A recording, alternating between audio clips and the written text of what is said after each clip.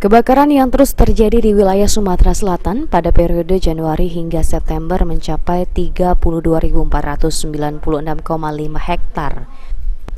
Ditemui usai melakukan silaturahmi bersama pimpinan media di Kriya Agung, Agus Fantoni PJ Gubernur Sumatera Selatan mengatakan dari luas lahan yang terbakar di Sumsel saat ini, hanya 1% yang disebabkan oleh faktor alam.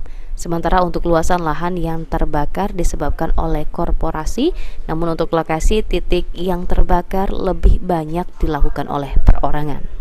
Fantoni menambahkan, pembakaran merupakan pelanggaran melawan hukum sehingga untuk korporasi yang melakukan pembakaran, saat ini sudah dilakukan pendalaman terkait kasus pembakaran lahan.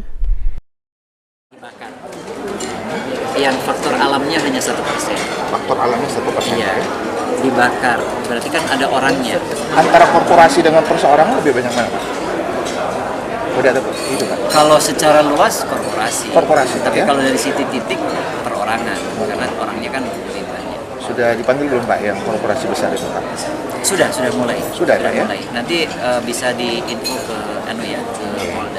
Kemarin dari informasi beberapa pertemuan yang kita adakan, dari Polda menyampaikan sudah ada sekian yang disidik, sudah ada sekian yang diproses. Begitu. Eki Saputra, PAL TV.